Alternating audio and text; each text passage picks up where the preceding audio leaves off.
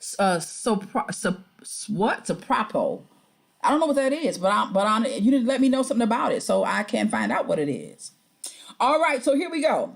We are moving on to our next topic, and it is this. How many of you knew? Give me a 1 if you knew, a 2 if you did not. What do you know about Kyle Rittenhouse, the Kenosha, Wisconsin killer?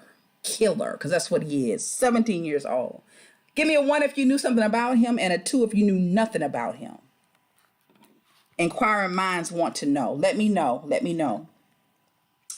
Let me just give you a little bit of background, and we're gonna have our caller. I have one already on the line, and we're gonna bring her on just as soon as I set this up. So let me set this up for you. If you didn't know anything about this right here, it took place in, I believe it was August of this year. So this little 17-year-old boy that you see in the middle, 17 years old. Corey said she knew something about it. Derek Brent, hey, what's up? What's up? What's up? Didn't know anything. Angie said, nope, didn't know anything about it. All right. So I'm sorry that she did know about it. She did know about it. So he went to the protest rally that took place after the murder of Jacob. What was Jacob's last name? I want to say Jacob's last name was Blake. I could be wrong. Somebody can give me that. Tell me what the last name of the gentleman that got killed was. He went, I see you coming in. Thank you, Sonny. Thank you, Anita. Yes, you knew. So Derek is the only one that didn't know. Okay, so we're going to let you know today. Today is your day. So he, along with others, but I just want to talk about him right now. He went to the peaceful protest after people began to protest about Jacob's death. He goes to the protest with a fully loaded shotgun, for the purpose of what he says was basically he was going to keep the peace and make sure Blake, okay, that's it. So here it is, Blake. Angie said Blake, Jacob Blake. He's going to go and help them secure the area. He's going to make sure that everybody stays, that they don't do any looting. That's really what it was about. This 17-year-old with a fully loaded shotgun comes to the peaceful protest and with the purpose of keeping the law. It basically is what he said, keeping the law. What this boils down to is he goes into the crowd. The bottom line is he shoots 2 men, kills them dead, and wounds another one. And I believe the third went to critical condition, if I'm not mistaken. Killed 2, maimed 1.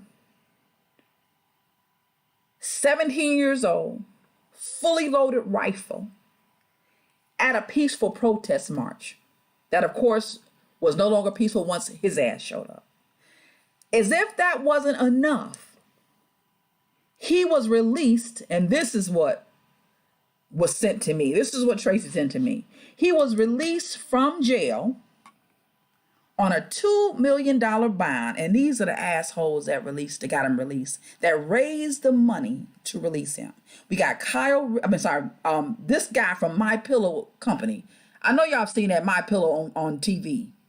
I have said on 4 or 5 occasions, I'm gonna get me one of them pillows. I ain't getting one now. I bet you that he won't get a dime of my money to get this sorry ass, another sorry ass out of jail. And Ricky Schroeder, can y'all believe that shit?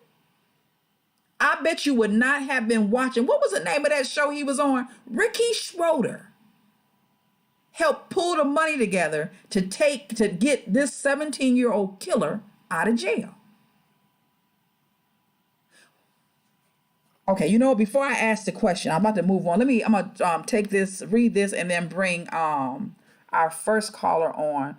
Corey said the officer attempted to murder Jacob Blake, shot 7 times in the back in front of his children. Oh, he's alive. I didn't even know he's alive. Thank you, Corey. I didn't know he was alive. That's good information. I definitely need to know that. So Jacob Blake is alive. Is he uncritical condition? What is he doing? What is his condition now, Corey? Do you know? Because I definitely thought he was dead. Silver spoons. Exactly. That was it. So let me take Tracy Dillingham. I have Tracy on the phone. So I'm going to put Tracy on. We are going to have to do this manual, so we may have to work a little bit with the sound. You all will let us know. Tracy, can you hear me? Yes, I can. Hey, Vicky. Hey, what's going on? This 17-year-old. So can I tell you what my biggest problem is, other than the fact that he killed 2 people or one? You can, but hold on 1 minute, Tracy. Let me make sure they can hear you like I can hear you. I can hear you very clearly. If you all can hear Tracy very clearly, just type a 1 and let me know. I can hear her super clear. Sunny said, "Hey, Trace." Hey, Sunny. Let me know if you can hear her clearly. Just type a 1. Let me know. If you can't, type a 2. There's a bit of a delay, Tracy. Oh, is it? Mm-hmm. Can they hear me though? Yep, I just saw 1. So go ahead. Okay, so what I was going to say was my bigger problem, beside the fact that he killed somebody or somebody's, I thought it was 2 people, but the fact that, okay, let me preface by saying I have a 19 and a 16-year-old, right? Okay. And I know where they are. Okay. Why don't you know where your 17-year-old is in the middle of the night? Hello. Because, like, not just that, but he ended up going to a Trump rally in another state, I believe.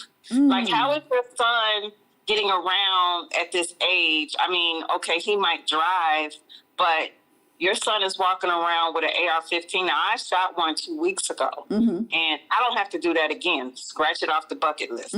But he's walking around with it strapped to his chest. That's right. Walked past the police officers, and I remember seeing in the video he had gloves on. So is he trying not to have prints on the gun? And not just that, before he even got buck wild with the gun, the police were commending him and his little buddies and gave them water.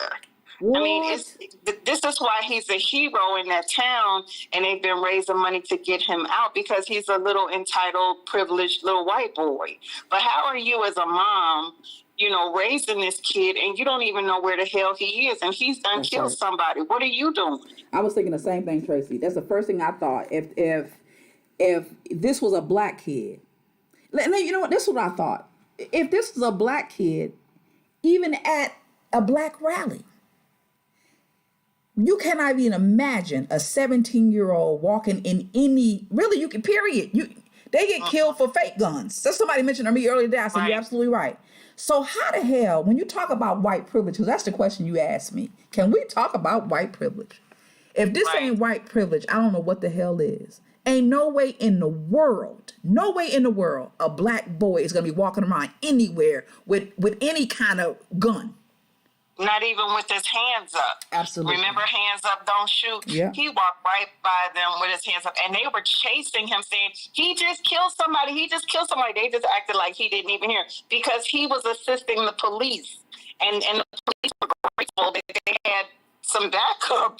Essentially, it's just the whole case blew my mind. And then when he walked his ass out of jail the other day on a $2 million bond, I started digging, like, who raised this damn money for this boy? And of course, one of the groups that raised the money was somebody that's called #FightBack, and they're Trump supporters. So go figure. Yep. I have something I'm gonna read in a minute about that. But I just thought, and thank you for sending me this, Tracy, too, because Tracy did send it to me. Tracy, let me answer some of these questions or read them while you're there. Let's see. Angie said his mama knew she drove him there. Wait, what? I didn't get that part. To where? Drove him where? To the rally? To the rally, Ann? I'm assuming that's what she meant. To the rally or to the protest? Please let us know. She said his mama knew. I didn't know anything about that. Sonny said it's like the other killer that gets a meal from Burger King. Exactly. From Burger King. Exactly. You better preach, son. Exactly.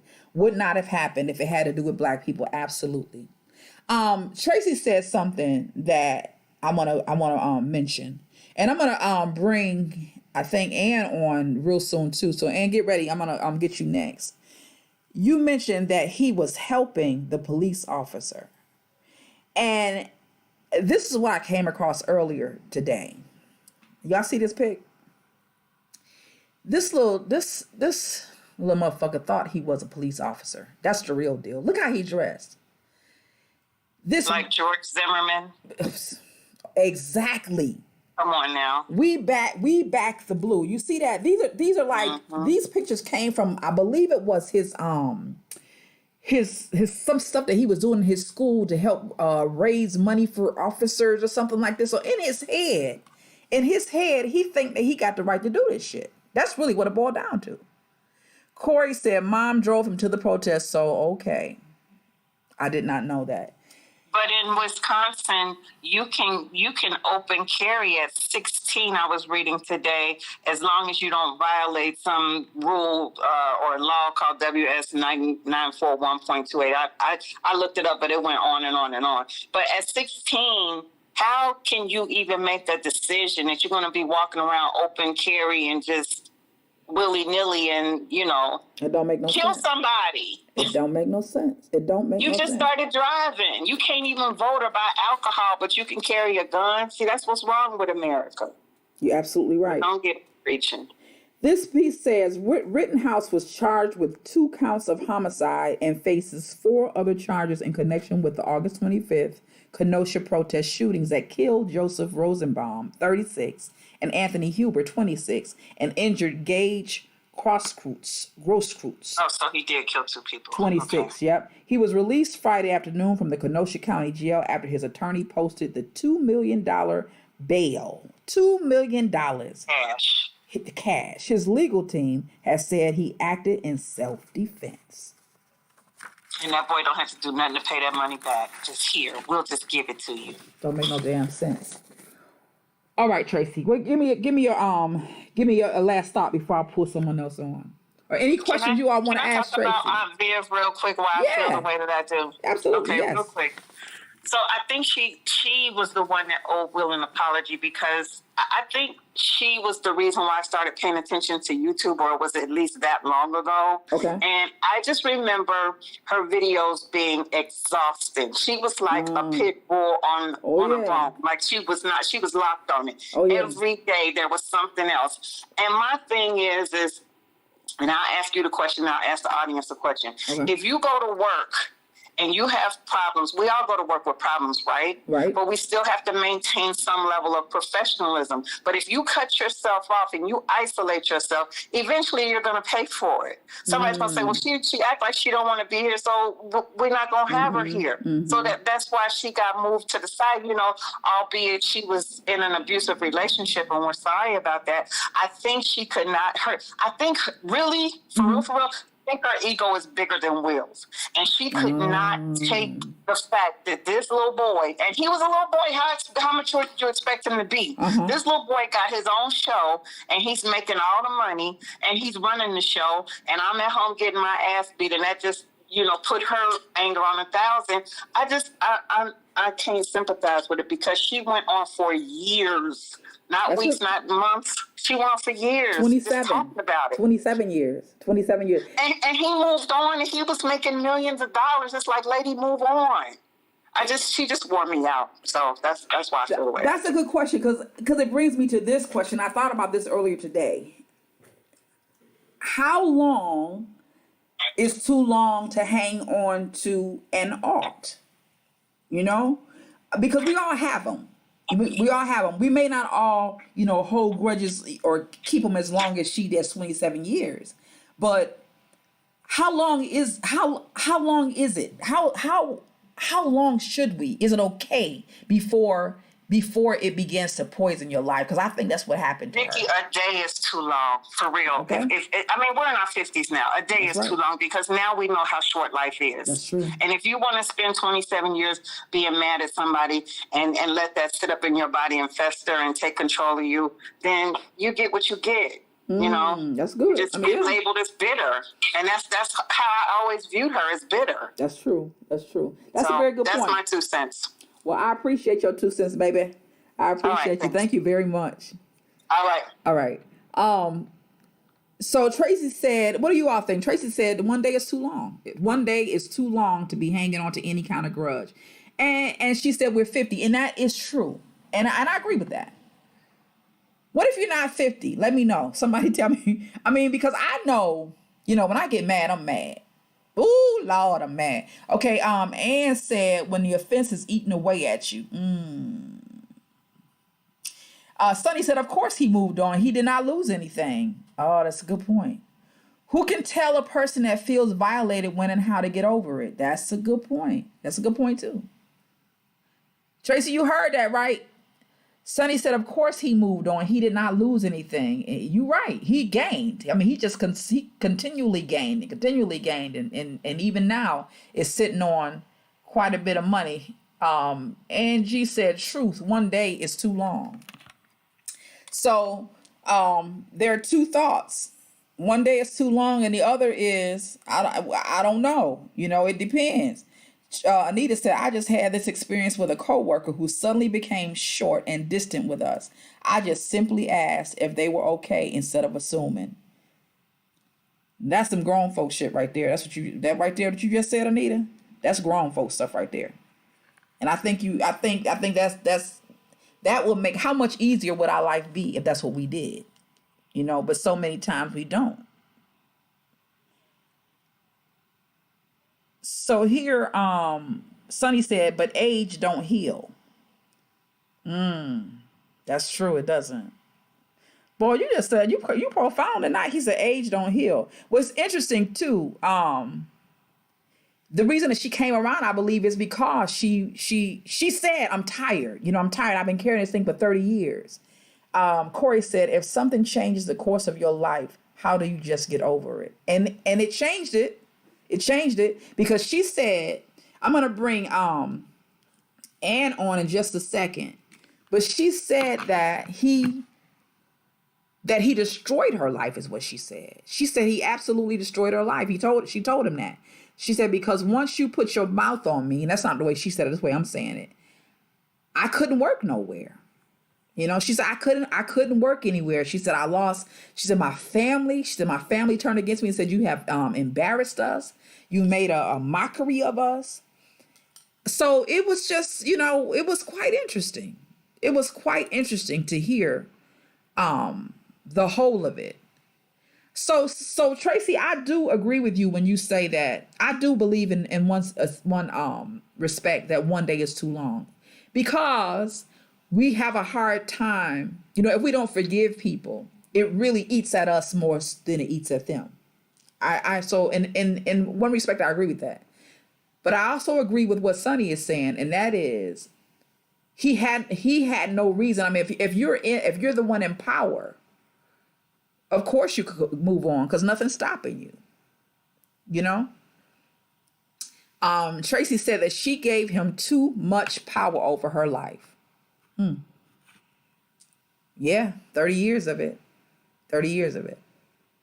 Okay, so I am going to move on to our next caller, and our next caller is Miss Andrea.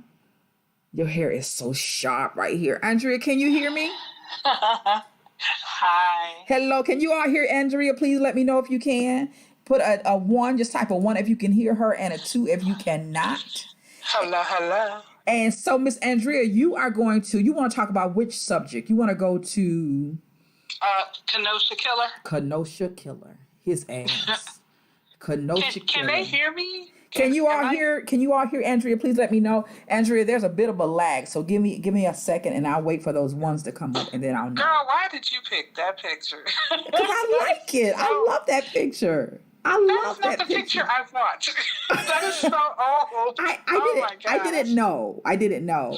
But I love that picture. All right, so here we go with the Kenosha Killer. What you got to say about this shit right here? Yeah, I'm really... It's really annoying about the double standard there is in this country for African American people. Mm-hmm.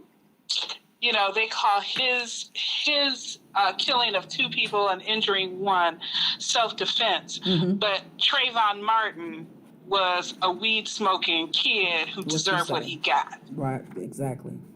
So I don't understand it. And I'm very particular about calling him a killer because that is what he is. Mm-hmm. If he was a 17-year-old black boy, he would have been seen as an adult, tried as an adult.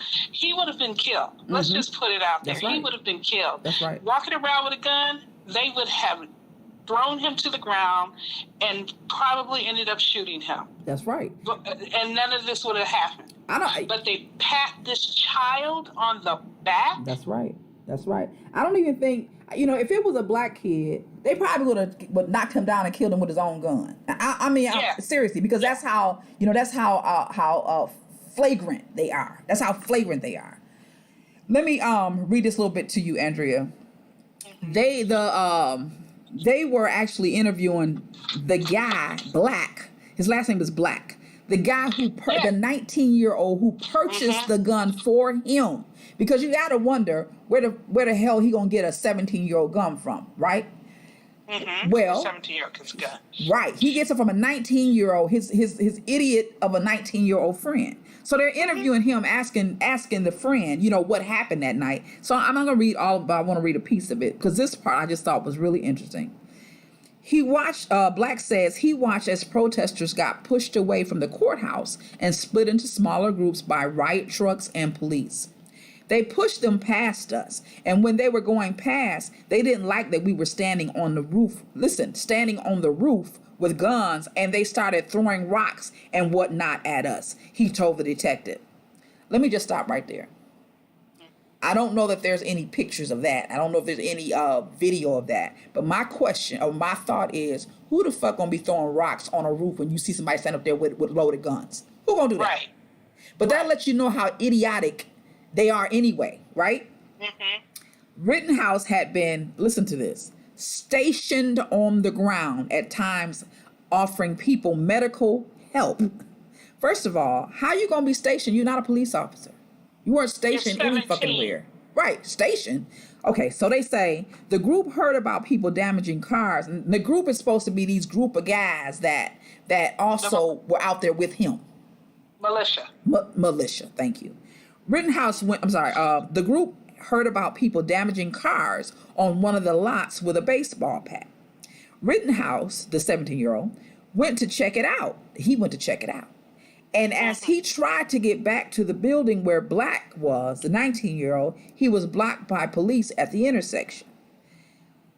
When I read this, what come to mind, Andrea, is where do you get that kind of where you get them kind of balls where you think that you as a 17, that when you talk about white privilege, this is the epitome of it. A 17-year-old white boy thinks that he has the authority. Yep. And the right. And the right. And the power. All of that. Exactly. That you're going to station yourself, you're going to take it upon yourself to go and handle the situation. A 17-year-old white boy. If that is not a testimony to what kind of racism that we really are, what kind of oppression the Black community is under, I don't know what is. I don't know what is. But see, that goes to show you, there's no racism. I mean, seriously. I mean, of course, that's pun intended. But yes, where does a 17-year-old white child, more importantly, why does that 17-year-old white child's mother feel it is important to drive her underage child carrying a gun to an event across state lines and drop him off, basically? Where he could be in danger. Absolutely. Let's just say he didn't have a gun and he went to the event, and let's just say he didn't have the gun, but he was there to patrol and protect. He could have gotten hurt too. So you're an idiot mother. Absolutely. To put your child in danger. Now, why would you believe that he would not be in danger? Why? Because he has a gun? Right. I didn't even know his mother knew anything about it. Let me just say this. No, go ahead. When we say defund the police, and I'm not agreeing with that, I don't know all the parameters of defund the police. Can you understand the relationship we have with the police when a white child goes with a gun and they pat him on the back, but a Black child who has no gun multiple times has gotten killed? Absolutely. Oh, Lord Jesus, Lord Jesus. And the policing of our bodies. I was watching a docuseries, don't ask me what it was, but it was about civil rights and what have you. And I came across, they did a piece about H. Rap Brown, and I came across the H. Rap Brown law. Okay.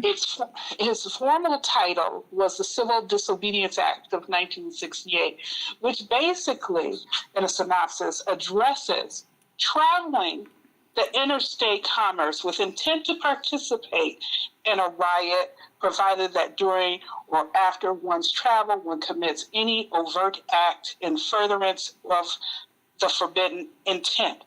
The overt act need not be unlawful, meaning that during the 60s, during SNCC and the Black Panther Movement Party, they were trying to control and legalize attacking, surveilling Black bodies.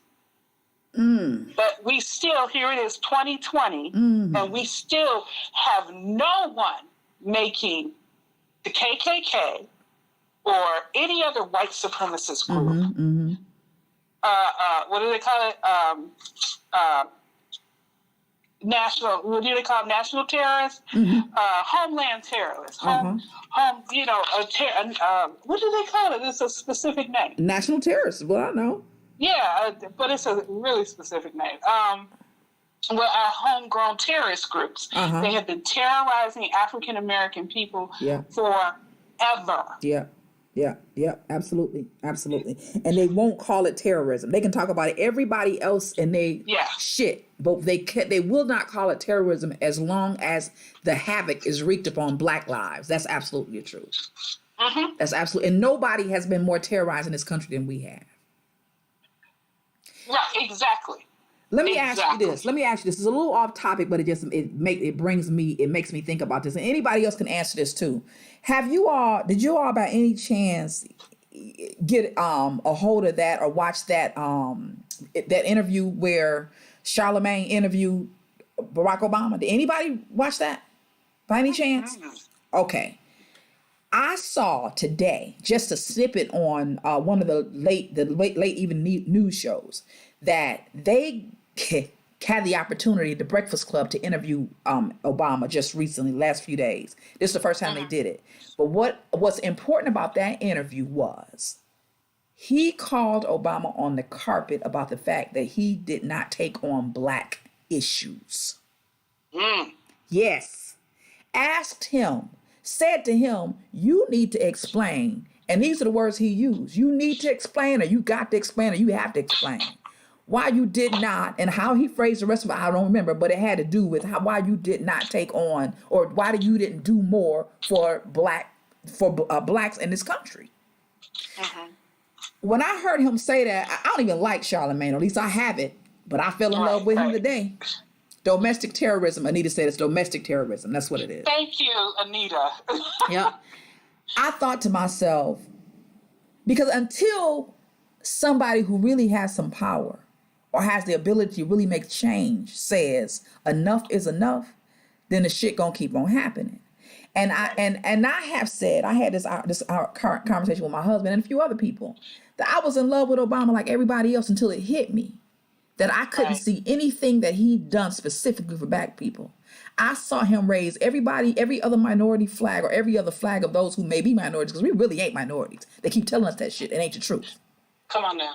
But I saw him raise a flag for everybody's rights except ours. Charlemagne called him on the carpet about that today. And then came on later, the guy had Charlemagne back on, and he went to it again and said, when he asked Obama, that was interesting, he said something like, he said to him, well, that's what I did in the book. Well, when they called Charlemagne back this evening to talk to him, Charlemagne said things to this effect. I really wasn't feeling what he said. He said, because I heard him say that he explained it in the book, but it's too late for explanations. I'm talking about what should have been done when he was in office. So I'm saying that to tie into what you were saying. This terrorism that we are victims of is not going to change until somebody with real power makes it their business and maybe lay down their life to make sure that We are not terrorized in our own country. That's it. Go ahead. Absolutely. Absolutely. And, I think I was just riding that party train of, oh, we got a black president. But I agree. I'm not a fan of his policies. Mm-hmm.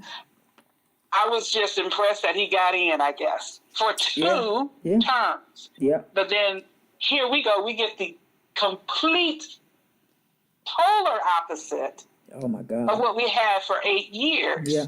And it was true. Like just the very essence of him being president for 8 years. They say, you know what? We tired of y'all. Mm-hmm. We done gave you some rights. We didn't let you live here. We didn't let you do this. Mm-hmm. You've torn everything up we've given you. Okay, so now we going to come back and play.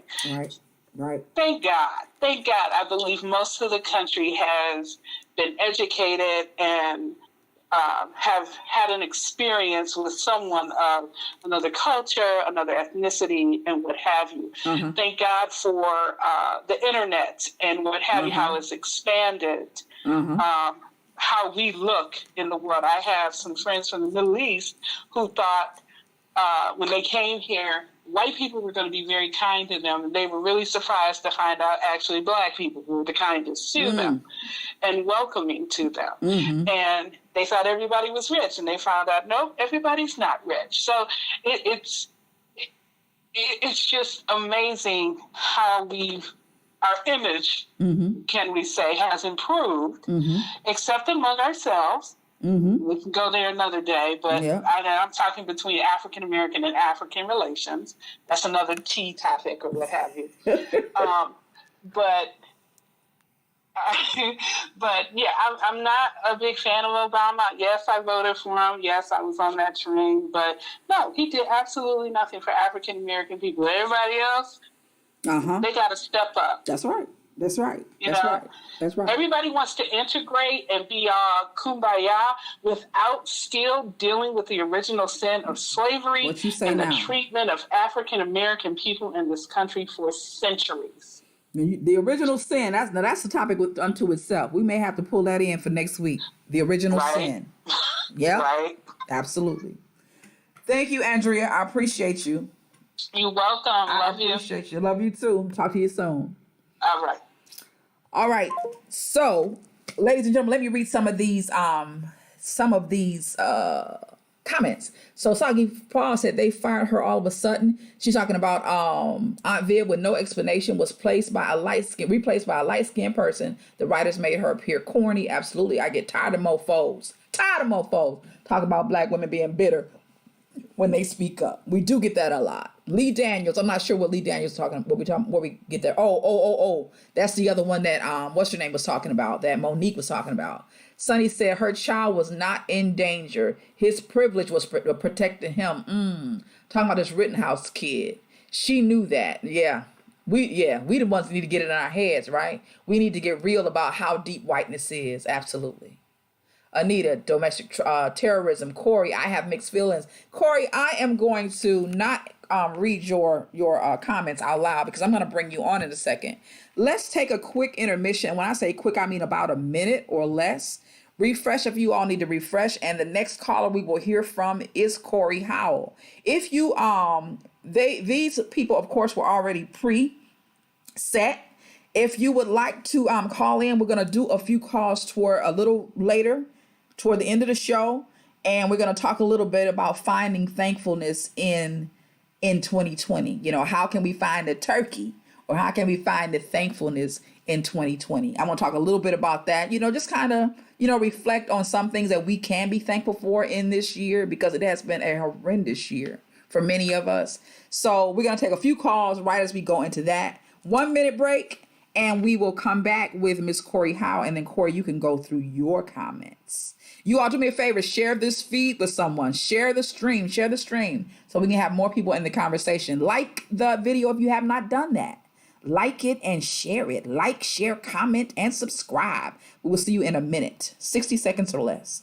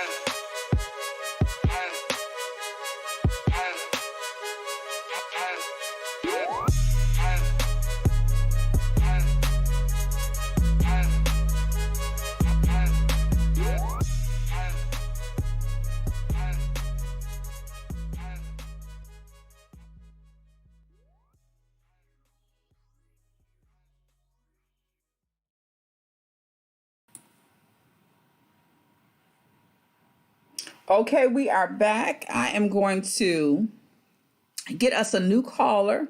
Thank you to Andrea. Before I pull in Corey, let me just read these comments really quickly. It's Soggy Paw said they made it financially difficult for Aunt Viv. She said that for sure. And then she also said the industry is a dirty game. Don't forget that. Yes, it is. Very, very, very dirty. And more of that dirt is coming out every day. 2020 is certainly a year of clarity. And I think it's like the apocalypse, in terms of things being unearthed that have been buried for very, very, very many years. And some of that's being unearthed has to do with the dirtiness of the industry and of different organizations and so on and so forth. She said, remember what they did to Prince? Yeah, we remember. And then she believes Aunt Viv. I believe Will Smith had a hand in getting her fired. She speaks her mind, and lots of men don't like that. And I think you might be right about that. Thank you, Soggy Paws. I appreciate that. So next up is Miss Corey. Miss Corey is our next caller. Let me get you on. Let me put you on there. Let us know, please, if you can hear Corey. Corey, go ahead and say something. I missed y'all the last couple of weeks. Say again? I missed you guys the last couple of weeks. I miss you too. I turned it down a little bit because it was a little. Are you on? You're not on speaker, are you? I am, but I'm going to take you off speaker because I'm done. Okay, bam.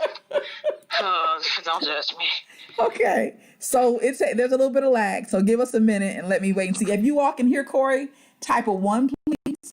Type a 1, you can hear her clearly. Corey, say something. Good evening, party people. Yeah, that's much clearer for me.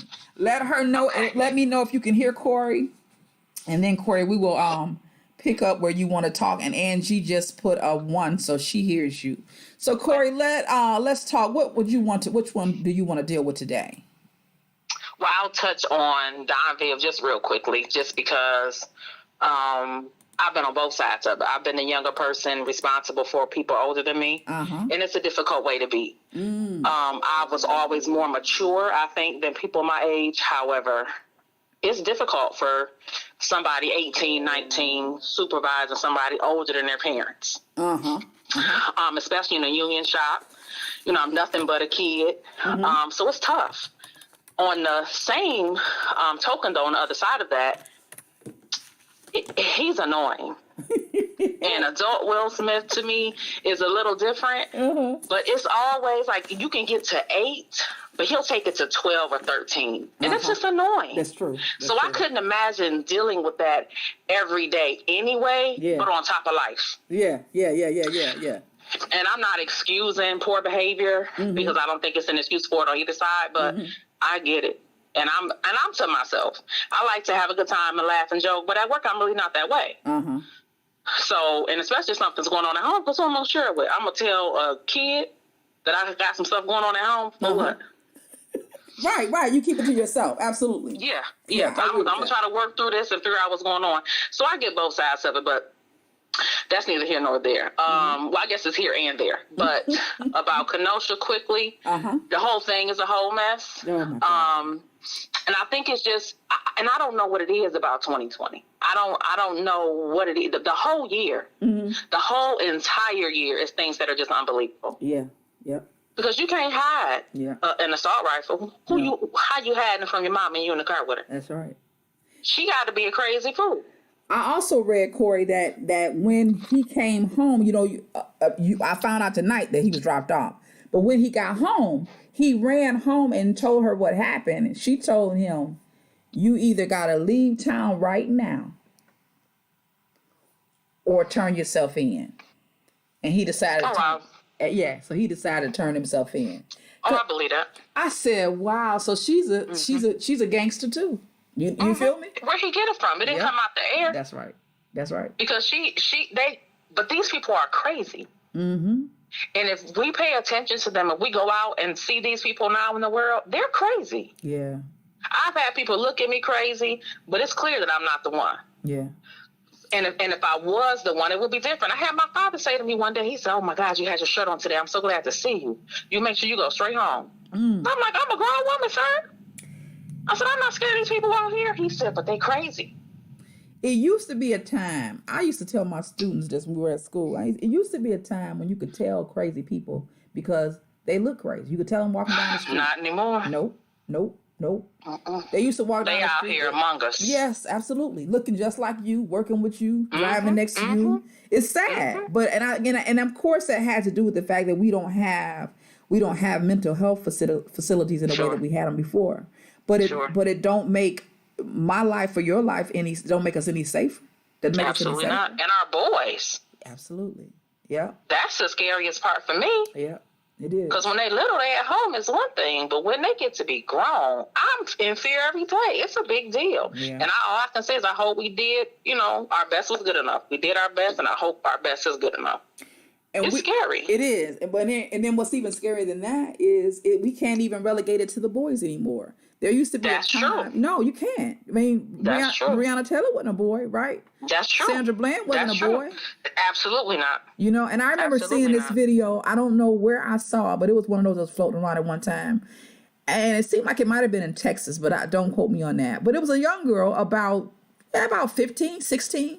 And she was at a party. I remember in her front yard. They had been had a pool party. Oh, the police had her pinned down. What you say? You know exactly what I'm talking about. In her bathing suit, pinned down to the ground. Just kept bothering that girl and bothering her till he got his hands around her. I said, oh my God, it's unbelievable. Yep. And they provoke poor behavior from us. They provoke a reaction and then justify their reaction to our action. Absolutely. What happened before we say or do something seems to not matter, which is so interesting to me. It's very frustrating, especially for someone as vocal as myself. So what are we going to do, Corey? Get out of here. Get out of here. Because I don't see, there's so many people to me that don't get it. There's so many people that make excuses. There's so many people who are happy because they get to go to work or have a little bit or move away from where they were.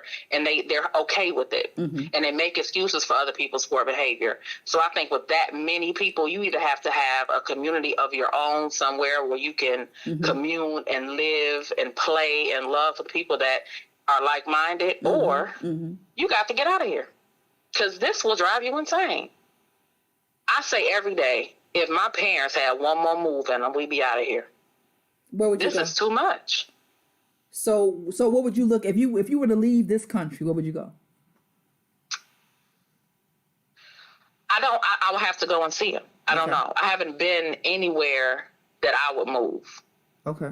Like my favorite vacation was Jamaica, and I felt, connected to the people there. I enjoyed my time there, but, I was there for vacation, and I, had many drinks on all of the days. So I can't say, what happened. There was a lot of rum flowing. But I would need to go and see a place and connect with a place and be in a place that, I felt safe and felt like it was a place where I could, live and thrive and be happy rather than worrying about my neighbor's junk in the backyard. The other neighbor next door arguing, the fools across the street on foolishness. Like, why? Anita said, Anita, you said, was this a St. Louis suburb? I'm assuming you're talking about the little girl that was in the bathing suit. I don't know if that was I'm not sure where it was. It's been a few years too. Yeah. Sonny's Soggy Pan said that set was a hot mess. What set, Soggy Paws? What set you talking about? Sonny said, where are we going, Corey? The same stuff is going on all over the globe where black and brown people are gathered. Whiteness is global. If people like us, if people who knew how to be communal, people who were not stuck on what they can get for themselves, have for themselves, worrying about other people and integrating with other people. I think if all those people got together, of course, you're going to go from one place to another. It's the same thing. But in this area, and for anybody who travels, this area is the worst place I've ever been in my life. Like, and not because I live here, but because it is. From the city services to the houses, to the roads, to the way people interact with one another is different here than any other state in any other country that I've been in all my life. Okay. And not because I'm sick of it, but because in my eyes, in reality, it's the worst place. And Corey's in the Metro Detroit area, like me. Yes. I think Ann is saying Texas where the girl was, son. He's saying like Texas. I know you ain't trying to move to Texas. Oh no, definitely not. I'm thinking Sonny said come to Chicago. Oh, I love Chicago. 75th Street all day. Okay, but here's the thing. Juicy 360, what's going on? Juicy T 360, the schools as well. Oh yes. Yeah, Michigan. Yep, Angie, she's in Michigan. So here's my I feel like I was looking at something the other day. We talked about it on here actually. We talked about this group of people that got this land in Atlanta and they were going to build it. And I thought that's a great idea, but then I thought, but we're still in this United States though. Sure. How much It'll be another Tulsa. Right. How much security do we have? So right. Sonny said white privilege is all over the world. I think you're right about that, Sonny. But there has to be, I hope. Please don't dash my hopes and dreams. I don't know. There has to be some place. There has to be a place where we have to create a place where, and if we continue to say that it's everywhere and that it can't happen and it's over here and it's down the street and it'll never be. But until we start it, it'll never be. And it's people all over who are looking for it. I heard that I'm a reality TV show junkie. Really? Yes, my parents think it's so immature of me. But I was watching Ready to Love the other day, and there was a sister on there saying how, and it was so interesting for her to have the same idea, or similar idea to what I've had since I was a kid, where we could all live together. Everything that we need will be in one place, from housing to cleaners to hair to nails to childcare, and it's all communal living, where you eat together, you play together. Everybody has an assignment, and for her to say that, and it's such a short snippet in a situation like that, to me, meant that people all over feel the same way. We just haven't gotten together to do it. Yeah. So let me say this to you. I'm gonna say this, and I'm gonna leave it here so that I can see if anybody want to make another call. But and then you and I have talked a little bit about this, but let me say this. So what about, I'm playing a devil's advocate here, but you and I both know that this is happening. So what happens when and if you have people that start talking about moving somewhere, going somewhere, and putting plans down, laying plans down with people that you believe are like-minded, like you are. And you find yourself in a pickle with those who are kind of leading the effort that can't be trusted. So now you lost your money, your hopes, your dreams. If people decided, okay, we're going to get together and do something somewhere, how do we avoid? Is there a way to avoid something like that? And that question's for anybody, not just Corey. Is there a way to avoid? That's the fear, and that's the risk we take too, right? Yeah.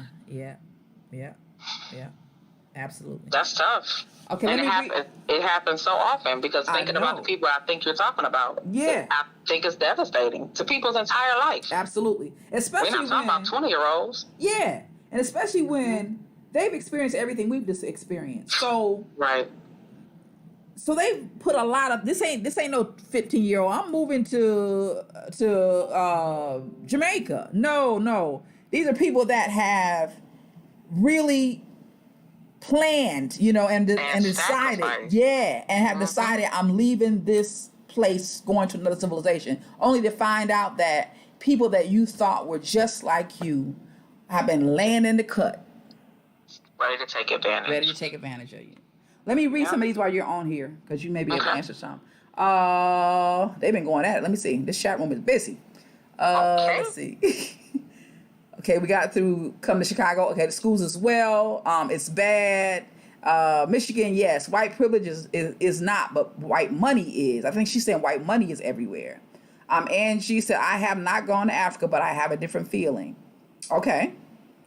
Let's hear about that. Okay, they had those areas to live, she said. I think she's talking about Africa. Detroit had Black Bottom, and then they ran a freeway through it. Yes, indeed. 75. Soggy Paul said she's at work, not at a zoo. He should apologize. What is she talking? She's talking about Fresh Prince. She's still on Fresh Prince. Soggy Paul, come on with the rest of us. She said, then she said, I don't want to watch it. Now, I think she's talking about Fresh Prince. She said, skip wheel. I'm with you. Okay. All right. Any last words, Corey, before I pull this one off? I just want to say happy Thanksgiving, and I missed y'all. And have a happy Thanksgiving and be safe. Thank you. Same to you, Corey. I hope that you have a wonderful holiday, as wonderful as it could possibly be in a time. Yeah, like this. It's gonna be good for me. I worked the last 3 days to make it wonderful, so we're gonna have a great holiday. That's wonderful. Get to make a bunch of money tomorrow. Thank God. All righty then. All right. So I am hanging up. Thank you, my dear. Thank you. Have a good Talk night. to you soon. You too. Thanks. Okay, so ladies and gentlemen, what are your last thoughts on Ricky Schroeder's? I mean, not Ricky Schroeder. Well, you know, the Kenosha killer. Give me your last thoughts on that, and then we can actually take a couple phone calls if you all like. We can get through maybe 2 or 3 phone calls before we close this out. You can either. I'll tell you what I'm gonna do. I'm going to go ahead and put this number up. And if anybody would like to call, you can. We'll do that for the next, we'll give it 10 minutes for that. And you can talk on any subject that you like. So we'll give it 10 minutes, and whatever subject you'd like to talk on, you let me know. While we're waiting on that, please share the feed, if you will. Share the screen, like, share, comment, subscribe if you've not done so. And please share the screen with someone who would work in this, might want to get in the conversation with us. Angie, she said he needs to be tired as an adult. Come on, anyone can call in at this point. So I'm open for another 10 minutes. The number is on the screen. I may not be able to put a picture up of you if I don't have one that I can pull quickly, but that don't mean we can't do it another time. But the lines are open. So anything that you have to talk about, the Fresh Prince, if you want to talk on that, if you want to speak on the Kenosha killer, and if you'd like to talk about what you are thankful for. And there is a call coming in, and that call is from Andrea. So Andrea, do you have me on speaker, or I can hear feedback? I had to turn the speaker down, but I'm on the headset, so you're good now. All right, there you go. Can you all? I think he can hear you. If you can hear Andrea, give me a 1. I can see on the mic. I mean, on the modulator. Looks like you can. But if you can hear Andrea, please give me a 1. Check. My mic sounds nice. Check 1. My mic. Mic sounds nice. Check 2. Okay, let me stop. I love it. If you can see Andrea, please say 1. Say 1. Can you hear me? I don't see anything yet, but there is a delay. But I think they can. Okay, I see 1. Hey, D, what's going on? There you go. Hey, D. Caller, you say what? What Corey was talking about, having a community where Black people, we have those. Mm-hmm. We have them. Detroit had Black Bottom. My mother grew up in Black Bottom. You have Black doctors, Black nurses, Black dentists. Everything was Black because they didn't allow us in the rest of the city. And what they do, they broke it up and ran a freeway through that neighborhood. And then they segregated us from other populations, the white population. Mm-hmm. And so these neighborhoods have existed. You look at Harlem, you look at Black Wall Street. Mm-hmm. Mm-hmm. We do well when we're not bothered. The problem is, and I've said this before, mm-hmm. is that white supremacy comes from low self-esteem. To simplify it. Mm-hmm. It really does come from male low self-esteem. When they see we're doing good and mm-hmm. we're doing fine and they don't need us, mm-hmm. all of a sudden they need something to make them feel puffed up and powerful and in control. They need something. And so what do? They see the black man over there doing good. His family is running well. His children are educated. Let's go over there and bust that up. That's how Black Wall Street basically happened. They were doing well. They were richer than the actual city with all the white people. Mm-hmm. And they had to come to the black people to borrow money. Mm-hmm. And then this used the whole racial issue with the white woman to spark this destruction. So we've had that. The only place that I'm thinking, and I can't wait to go, I love Africa and I love African people, mm-hmm. is Africa. I have had the most welcoming relationships with African people.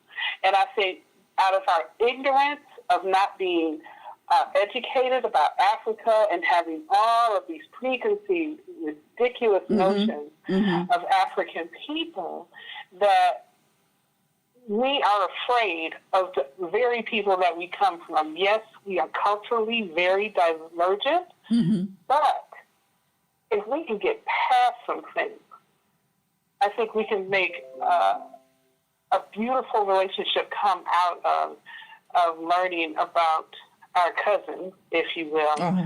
in the continent. Mm-hmm. You know, and I talk to my African friends all the time, and, you know, they say, you know, black people don't like us. And I say, y'all don't like us. Right, some people don't like us. But it takes time to get to know people and accept people. You know, Americans, we have an attitude and an arrogance when there's somebody with an accent or who does things differently than us. That's just not a white thing. That's a black thing, too. I think you're right. We need to get... I'm sorry? No, I think that's true. Yeah. Yeah, and we need to get to a point where we learn about the very people we come from. Whether or not we know specifically whom we come from, we're still people of African descent. True. Thank you, Andrea. I think you're right. I think you're right. You're welcome. Thank you very much, my dear. You're welcome. Thank you for letting me say that. Absolutely. Have a good one. Don't go nowhere because we're still talking, though. All right. So Andrea had a very good point. Let me tell you what I thought about when she was talking. I thought about the fact that I have always felt like black people were in the best place we could possibly be before we were desegregated. When we were segregated, that's when we had all these things that she's talking about. That's absolutely true. We had all of that stuff until they desegregated us. So I'm going to take it back. I do believe that white folk have some issues, of course. They are for the most part, the white establishment is for sure, no doubt about it. They are they feel challenged by us, no doubt about it. Just looking at us, they get challenged, no doubt. At the same time, if black folk would realize who we were, we'd understand that we don't need them to be validated. We don't need them to validate us. Because what happened when we were desegregated was people started running to every other thing thinking the white was better than what we had. And so since we thought white was better than what we had, we were running over there and at the same time neglecting until what we had was no more. Neglecting our own until what we had was no more. But you only do that when you think what somebody else has is better than what you have, or somebody else is better than you are. So you're right. We had all those things. I think that we can have them again, but it would take a paradigm shift in black folk understanding. And I mean the majority of black people understanding that, okay, somebody just sent me a text and said, put your camera back on. I'm sorry, putting my camera back on.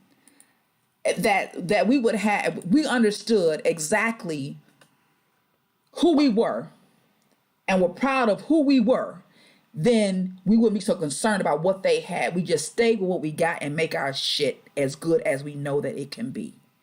So, yeah. And that's that. Okay, we got time for maybe a couple more calls. If anybody else wants to call, we got time for a couple more. Anybody want to tell me about Ann said yes. And Corey said, I totally agree, Vicky. It's history. Black people thrive when we live communally. Absolutely. Take pride in ourselves and work to build. She summed that up. She didn't sum that right on up. Take pride in ourselves and work to build, maintain and prepare for future generations. We need a mind shift. What? That'll preach all by itself. Black people thrive when we live communally, take pride in ourselves, and work to build, maintain, and prepare for future generations. She sounds like she's running for office. We need a mind shift. And you running for office. Tell the truth and shame the devil. That's good, Corey. That's good shit. All right. So we are about to close down. Again, I have time for one more call. I'm going to hold it out until we finish, but we're about to close down. This has been a great show. I appreciate you all calling in. That really kicked it up a notch for me. I really enjoy that. I do. So we're gonna keep doing that. Don't forget, if you have topics that you'd like us to discuss, send them to info@VBTouray.live. I would love to use your comments. If you'd like to come on and I get you ready, pre-register you to do a live phone call, I'd love to do that as well. Just let me know. You're interested. I'd love to do it. While we are closing, and say, yes, Corey, I'm going to talk a little bit. I'm just going to tell y'all what I'm thankful for in this 2020, right? Because, again, this has been a trying time for everybody. But, tomorrow is Thanksgiving Day, and I want to say, I know that I'm going to really miss my people tomorrow, because I usually get together with my family on Thanksgiving Day, like most of us do. And we won't be able to get together tomorrow. Or, I don't know, we maybe go sneak in. I don't know. We'll talk about it, but we don't plan to be together tomorrow. And I know I'm going to miss that. But, I am thankful for, of course, life, because I don't have to tell y'all. So many people came into this year and did not, just didn't make it. Just did not make it. So I'm very thankful for life, and at this peculiar time, I'm thankful for health, because those things are worth more than gold at this time, and at the place that we are in. And I'm thankful for you. So those are a few of the things that I am thankful for going into this Thanksgiving season. I would like to tell you one thing. I'm going to leave you one thing that actually I pulled from Uncle Phil. When they talked about, during the reunion, they talked about Uncle Phil, of course, who's no longer with us. And I think that he transitioned in, I believe it was 2016. But he said they talked about how much they missed him and how much of a leader he was. And they talked about him pretty much being a seed planter. So I will challenge you to be a seed planter as you move forward, as you complete this year and move into next year, to consider, if you have not, most of you already have, but to make it your business to be a seed planter. That's what I'm calling it. Because when they talked about Uncle Phil and what all he did for them, particularly how powerful he was, they said that he was a teacher, that he taught, that he made it his business to teach those around him something that they didn't know and something that he believed was valuable. So one thing that they said that he taught them was he made sure that they understood what jazz was all about, and that he played it all the time. And they remember that. And he taught them different things about the musicians as well as the music as they listened and asked questions, because they said that he always had jazz music blasting from his room. And talked about, told them about how that belongs to the Black community and how it was created, so on and so forth. They talked about how he taught them performance. He like Aunt Viv or like Janet Hubert was very well trained, had been trained in theater and music and all of that stuff. So he was a consummate professional. And they said that he made sure that he taught them how to be professionals. Will said he taught them how to perform when they didn't really know. They were new. They were green as spinach. They didn't really understand, but he made sure that he did that. And that they said overall, what he definitely taught them is he made sure that they were prideful about being Black. And he told them that what they were doing was important. I'm getting goose pimples thinking about it. That they were doing important work. And they were representing the Black community on that show. And he made sure that they did that and told them that they had to do their best at all times because they were representing the Black community. So I will challenge you this tonight to be a seed planter, to plant seeds and watch God give the increase. Plant seeds among, in the soil around you. and watch God increase, give the increase. Thank you again for your time tonight. We really went over, but it was so good. It was so good. Thank you, thank you, thank you. I appreciate you. Y'all do me a solid. Share the video. Share the video. Do me a solid and share the video. There's nothing left for us to do except wrap it up. And so we're going to do that right now. And we are, of course, our wrap is sponsored by Brown Sugar Babies Boutique. And Brown Sugar Babies Boutique is the home of Brown Sugar Babies Shea Souffle and the purveyors of Afrocentric trinkets, gifts, and artisan jewelry and accessories.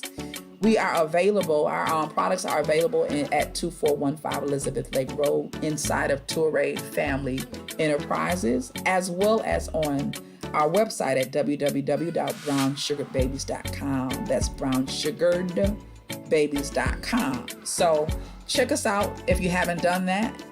And it's also sponsored tonight by TOURAY Family Enterprises, situated at 2415 Elizabeth Lake Road, Waterford, Michigan. We are having a Black Friday sale, for those of you who don't know. 12 to 5 on Friday, in store and online. Now, TOURAY Family Enterprises things are in store. Online, you can find brownsugarbabies.com. 12 to 5, we will have a sale. So whatever you normally get from Brown Sugar Babies, which is probably your Shea Souffle, it will be on sale for Black Friday. So come on over and see us. Thanks for hanging out with 3T. Now, you can help us build this platform by simply taking a moment to like, share, comment, and subscribe.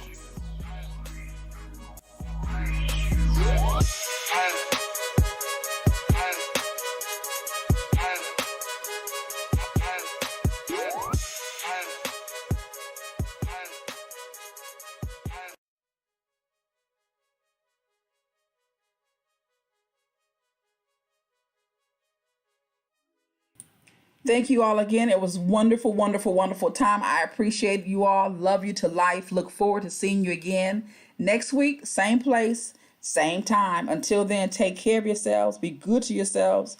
And I'll see you soon.